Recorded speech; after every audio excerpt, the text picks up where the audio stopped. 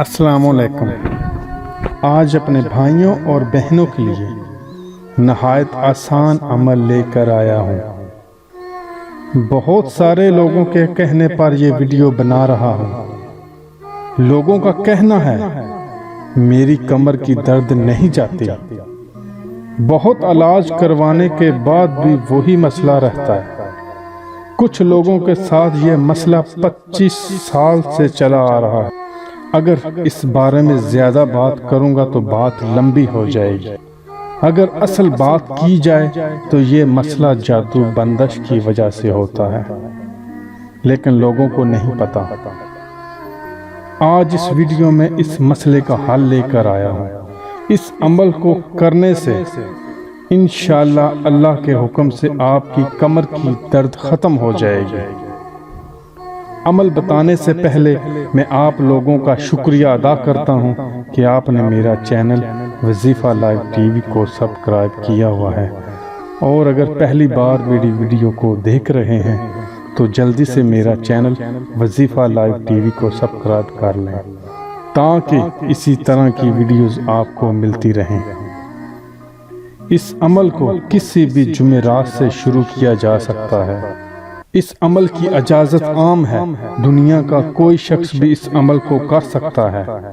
یہ عمل مجھے میرے بزرگوں سے ملا، سوچا آپ لوگوں کی نظر کر دوں۔ سب سے پہلے سرسوں کا تیل اپنی ضرورت کے مطابق انتظام کریں۔ جمعرات کو بعد نماز عشاء اس تیل کو کسی پاک صاف برتن میں ڈال کر اپنے سامنے رکھ دیں۔ اس کے بعد اول و آخر 11 مرتبہ درود ابراہیمی کے ساتھ 41 مرتبہ پہلا کلمہ، 41 مرتبہ آیت کریمہ اور آخر میں 21 مرتبہ بادشاہ جنات کا نام لے کر اس تیل کو دم کر دیں۔ یہ عمل 21 دن تک جاری رکھیں۔ جگہ اور ٹائم کی خاص پابندی ہونی چاہیے۔ 21 دن بعد اس تیل کو درد والی جگہ پر لگا سکتے ہیں۔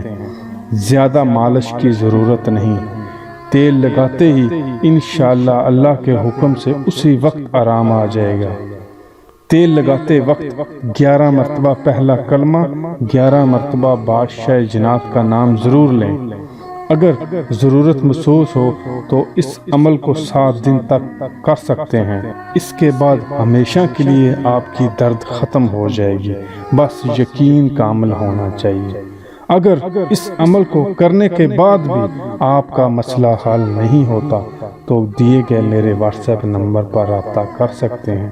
مجھے یقین ہے اللہ کی ذات پر اور اپنے بزرگوں پر اس عمل کو کرنے کے بعد آپ کو کسی بھی قسم کا کوئی علاج کروانے کی ضرورت نہیں پڑے گی۔ میں امید کرتا ہوں کہ آج کی ویڈیو یہ آپ لوگوں کو پسند آئی ہوگی۔